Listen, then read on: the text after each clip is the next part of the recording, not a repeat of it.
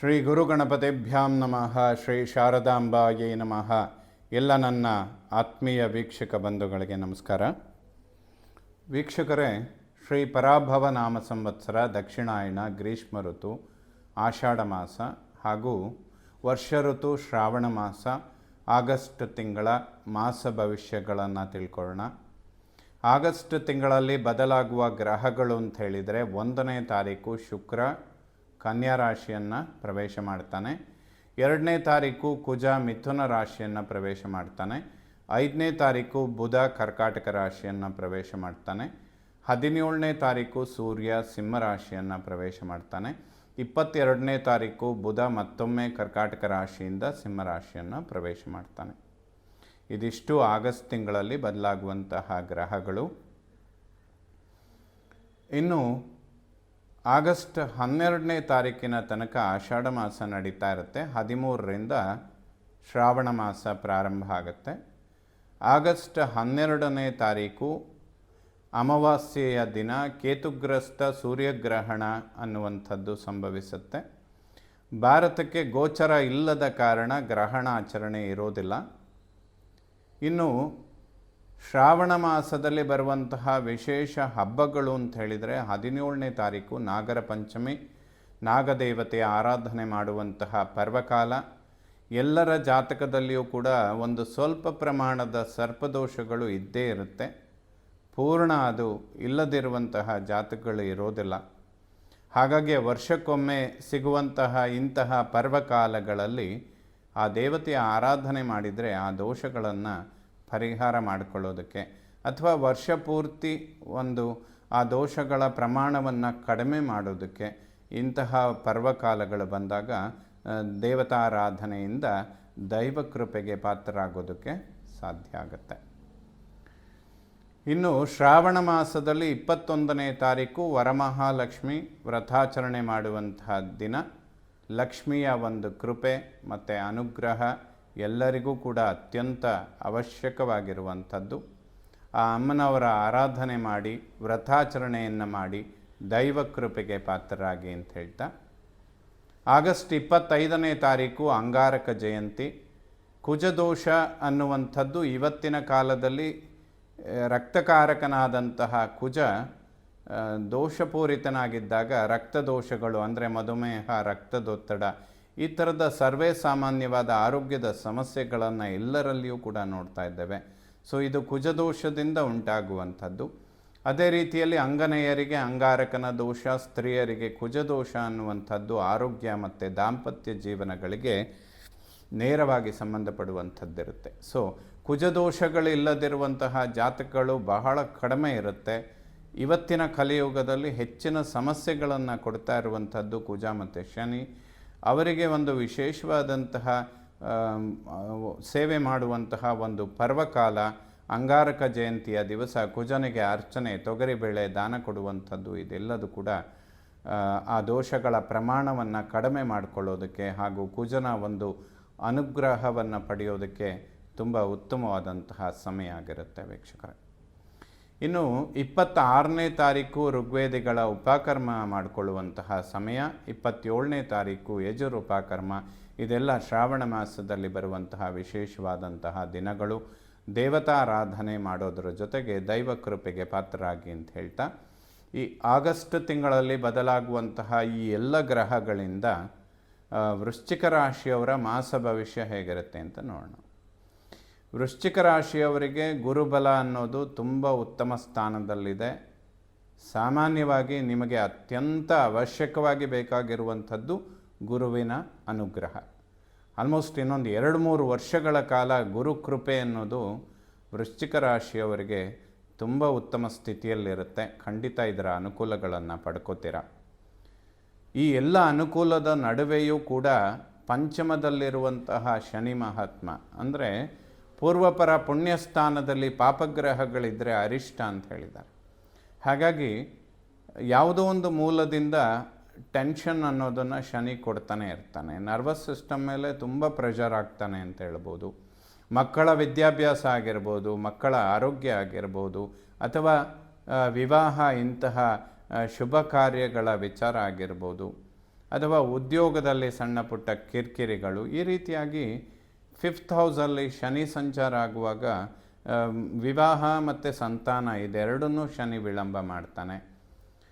ಅದೇ ರೀತಿಯಲ್ಲಿ ದುಡ್ಡು ಬರೋದೆಲ್ಲ ಖರ್ಚಾಗೋದಕ್ಕೆ ತುಂಬ ಕಾರಣಗಳು ಉಂಟಾಗುತ್ತೆ. ಕೈಯಲ್ಲಿ ದುಡ್ಡು ನಿಲ್ಲದೆ ಇರುವಂತಹ ಪರಿಸ್ಥಿತಿಗಳನ್ನು ಶನಿ ಸೃಷ್ಟಿ ಮಾಡ್ತಾನೆ. ಏಕೆಂದರೆ ಅವನ 10ನೇ ದೃಷ್ಟಿ ಧನಸ್ಥಾನದ ಮೇಲೆ ಬೀಳುತ್ತೆ. ಟೆನ್ಷನಲ್ಲಿ ಏನೇ ಮಾತಾಡಿದರೂ ಕೂಡ ಕುಟುಂಬದಲ್ಲಿ ಜಗಳಗಳು ಉಂಟಾಗುತ್ತೆ ಅಥವಾ ನಿಷ್ಠುರಗಳಾಗುತ್ತೆ. ಇವೆಲ್ಲದೂ ಕೂಡ ಶನಿ ಪ್ರಭಾವದಿಂದ ಉಂಟಾಗುವಂಥದ್ದು.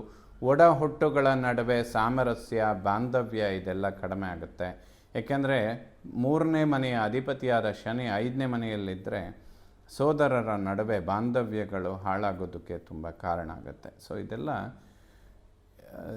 ಶನಿ ಈ ಎಲ್ಲ ಟೆನ್ಷನ್ಗಳ ನಡುವೆನೂ ಕೂಡ ಈಗ ನಿಮಗೆ ಪ್ರಾರಂಭ ಆಗಿರುವಂತಹ ಒಂದು ಗುರುಬಲ, ಗುರುದೃಷ್ಟಿ ಏನು ಶನಿ ಮೇಲೆ ಬೀಳ್ತಾ ಇದೆ, ಇದು ತುಂಬ ಅನುಕೂಲಗಳನ್ನು ಮಾಡಿಕೊಡುತ್ತೆ.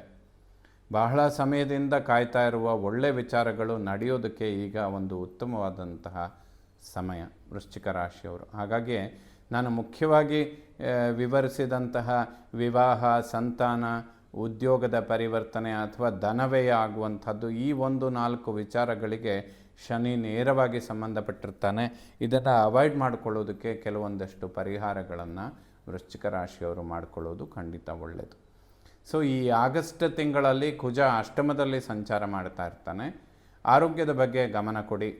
ಗಡಿಬಿಡಿ ಆತುರಗಳನ್ನು ಮಾಡಿಕೊಳ್ಳಬೇಡಿ. ಆಹಾರ ಪದ್ಧತಿಗಳ ಬಗ್ಗೆ ಹೆಚ್ಚಿನ ಗಮನ ಕೊಡಿ. ಖಂಡಿತ ಇದರ ಅವಶ್ಯಕತೆ ಇರುತ್ತೆ. ಲಗ್ನ ರಾಶಿಯ ಅಧಿಪತಿಗಳು 8ನೇ ಮನೆಯಲ್ಲಿ ಸಂಚಾರ ಮಾಡುವಾಗ ಏನಾದರೂ ಸಣ್ಣ ಪುಟ್ಟ ಆರೋಗ್ಯದ ವ್ಯತ್ಯಾಸಗಳು ಬರೋದಕ್ಕೆ ಅವಕಾಶ ಇರುತ್ತೆ. ಬಟ್ ಲಗ್ನ ರಾಶಿಯ ಮೇಲೆ ಗುರುವಿನ ಒಂದು ದೃಷ್ಟಿ ಬೀಳ್ತಾ ಇರುವಂಥದ್ದು ಖಂಡಿತ ಆ ದೋಷಕ್ಕೆ ಪರಿಹಾರವನ್ನು ಕೊಡುವಂಥವನೇ ಗುರುವಾಗಿರ್ತಾನೆ. ಇನ್ನು ವಾಕ್ಯಗಳನ್ನು ಸೌಮ್ಯ ಮಾಡಿಕೊಳ್ಳೋದು, ಕುಟುಂಬದಲ್ಲಿ ನಿಷ್ಠುರಗಳು ಕಡಿಮೆ ಆಗುತ್ತೆ, ಖರ್ಚುಗಳು ಕೂಡ ಕಡಿಮೆ ಆಗುತ್ತೆ.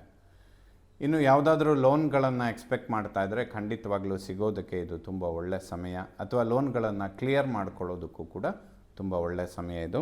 ವೃಶ್ಚಿಕ ರಾಶಿಯವರಿಗೆ ಈ ವಿಚಾರಗಳಲ್ಲಿ ಫೈನಾನ್ಷಿಯಲ್ ಇಂಪ್ರೂವ್ಮೆಂಟ್, ಶುಕ್ರ 11ನೇ ಮನೆ ಲಾಭಸ್ಥಾನದಲ್ಲಿದ್ದಾನೆ, ಖಂಡಿತ ಒಳ್ಳೆಯದನ್ನು ಮಾಡ್ತಾನೆ. ಸಂಪೂರ್ಣವಾಗಿ ಈ ಒಂದು ಮಾಸ ಎಲ್ಲ ರಾಶಿಯವರಿಗೂ ಕೂಡ ದುರ್ಗಾ ಪರಮೇಶ್ವರಿ ಆರಾಧನೆ ಮಾಡೋದಕ್ಕೆ ಅಥವಾ ಆ ಅಮ್ಮನವರಿಂದ ಅನುಗ್ರಹ ಪಡ್ಕೊಳ್ಳೋದಕ್ಕೆ ತುಂಬ ಒಳ್ಳೆಯ ಸಮಯ. ಇದರಿಂದ ತುಂಬ ಅನುಕೂಲಗಳನ್ನು ನೀವು ನಿರೀಕ್ಷೆ ಮಾಡಬಹುದು. ವಾಹನ ಇಂತಹ ವಿಚಾರಗಳಿಂದ ಅಭಿವೃದ್ಧಿಗಳನ್ನು ಎಕ್ಸ್ಪೆಕ್ಟ್ ಮಾಡ್ಬೋದು. ಸ್ಥಿರವಾದ ಆಸ್ತಿಪಾಸ್ತಿಗಳು, ಪ್ರಾಪರ್ಟಿ ಇಂತಹ ವಿಚಾರಗಳಿದ್ದರೆ 1.5 ತಿಂಗಳು ವೆಯ್ಟ್ ಮಾಡೋದು ವೃಶ್ಚಿಕ ರಾಶಿಯವರಿಗೆ ಖಂಡಿತ ಒಳ್ಳೆಯದು. ಹೊಸ ಪ್ರಾಪರ್ಟಿ ಖರೀದಿ ಮಾಡುವಂಥದ್ದು, ಮನೆ ಕಟ್ಟುವಂತಹ ವಿಚಾರಗಳಿದ್ದರೆ ಅಥವಾ ವಾಹನ ಖರೀದಿ ಮಾಡುವಂತಹ ವಿಚಾರಗಳಿದ್ದರೆ ಖಂಡಿತ ವೃಶ್ಚಿಕ ರಾಶಿಯವರು 1.5 ತಿಂಗಳು ಇದನ್ನು ಪೋಸ್ಟ್ಪೋನ್ ಮಾಡಿದರೆ ಖಂಡಿತ ಒಳ್ಳೆಯದಾಗುತ್ತೆ. ಏಕೆಂದರೆ ಕೇಂದ್ರ ಕೋಣಾಧಿಪತಿಗಳು ಭಾಗ್ಯದಲ್ಲಿ ಸೇರುವಂಥದ್ದು.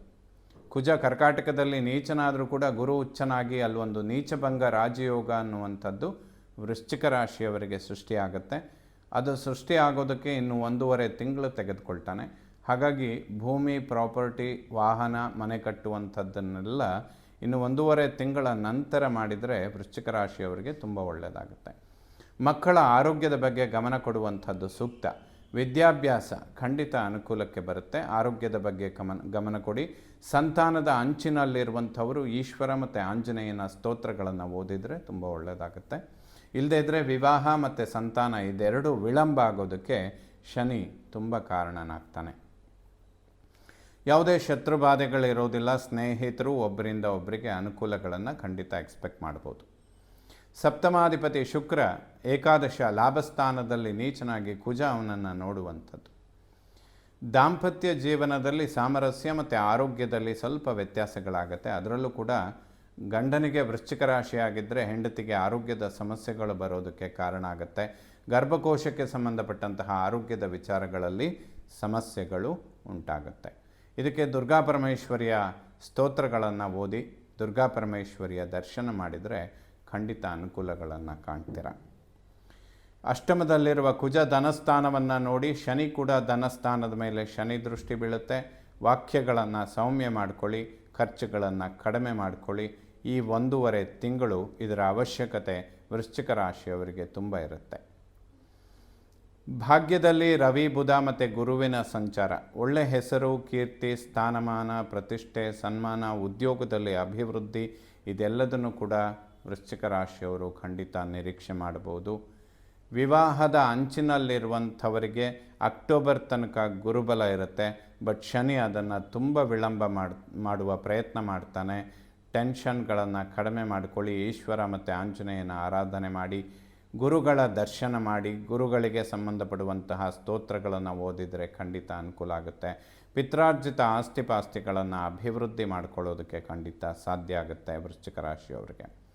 ಕರ್ಮ ಉದ್ಯೋಗದಲ್ಲಿ ಪರಿವರ್ತನೆ ಅಥವಾ ಅಭಿವೃದ್ಧಿ, ಪ್ರಮೋಷನ್ ಇವೆಲ್ಲದನ್ನು ಕೂಡ ವೃಶ್ಚಿಕ ರಾಶಿಯವರು ನಿರೀಕ್ಷೆ ಮಾಡಬಹುದು. ಖಂಡಿತ ಹುಸಿ ಆಗೋದಿಲ್ಲ. ಬಹಳ ಅಪರೂಪದ ಒಂದು ಗುರುಬಲ ಇದು. ವೃಶ್ಚಿಕ ರಾಶಿಯವರಿಗೆ ಇನ್ನೊಂದು 2-3 ವರ್ಷಗಳ ಕಾಲ ಗುರುಬ್ರಹ್ಮನ ಸಂಚಾರ ಬಹಳ ಉತ್ತಮ ಸ್ಥಾನಗಳಲ್ಲುಂಟಾಗುತ್ತೆ. ಇದರ ಅಭಿವೃದ್ಧಿಯನ್ನು ಖಂಡಿತವಾಗ್ಲೂ ಕಾಣ್ತೀರ. ಲಾಭಸ್ಥಾನದಲ್ಲಿ ಶುಕ್ರ ಅನಿರೀಕ್ಷಿತವಾಗಿ ಧನಾಗಮನಗಳನ್ನು ಮಾಡಿಕೊಳ್ಳೋದಕ್ಕೆ ಸಾಧ್ಯ ಆಗುತ್ತೆ. ಹೊಸ ವಸ್ತ್ರ ಖರೀದಿ, ಆಭರಣ ಖರೀದಿ ಮಾಡುವಂತಹ ವಿಚಾರಗಳು ಅಭಿವೃದ್ಧಿಯನ್ನು ಕೊಡುತ್ತೆ. ವೃಶ್ಚಿಕ ರಾಶಿಯವರು ಈ ವಿಚಾರದಲ್ಲಿ ಅನುಕೂಲಗಳನ್ನು ಕಾಣ್ತೀರಾ. ದುರ್ಗಾ ಪರಮೇಶ್ವರಿಯ ದರ್ಶನ ಮಾಡಿದರೆ ಖಂಡಿತ ಶುಭ ಆಗುತ್ತೆ. ವ್ಯಯಾಧಿಪತಿ ಶುಕ್ರ ಏಕಾದಶ ಲಾಭಸ್ಥಾನದಲ್ಲಿದ್ದಾನೆ.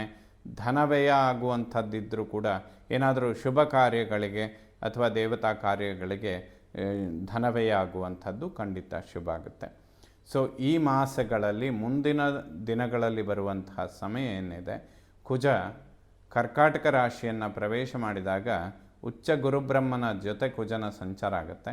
ಇದು ಬಹಳ ಅಪರೂಪದಲ್ಲಿ ಈ ಒಂದು ಕಾಂಬಿನೇಷನ್ ಬರುತ್ತೆ. ಅದು ಬರೋದಕ್ಕೆ ಇನ್ನು 1.5 ತಿಂಗಳು ತಗೊಳ್ಳುತ್ತೆ. ಅಂದರೆ ಆ ಸಮಯದಲ್ಲಿ ಅತಿ ಮುಖ್ಯವಾಗಿ ಮಾಡಬಹುದಾದಂತಹ ಕೆಲಸ ಪ್ರಾಪರ್ಟಿಗಳ ಬಗ್ಗೆ ಅಭಿವೃದ್ಧಿ ಆಗುತ್ತೆ. ಭೂಮಿಗೆ ಸಂಬಂಧಪಟ್ಟಂತಹ ವಿಚಾರಗಳು ಅನುಕೂಲಗಳನ್ನು ಮಾಡಿಕೊಡುತ್ತೆ.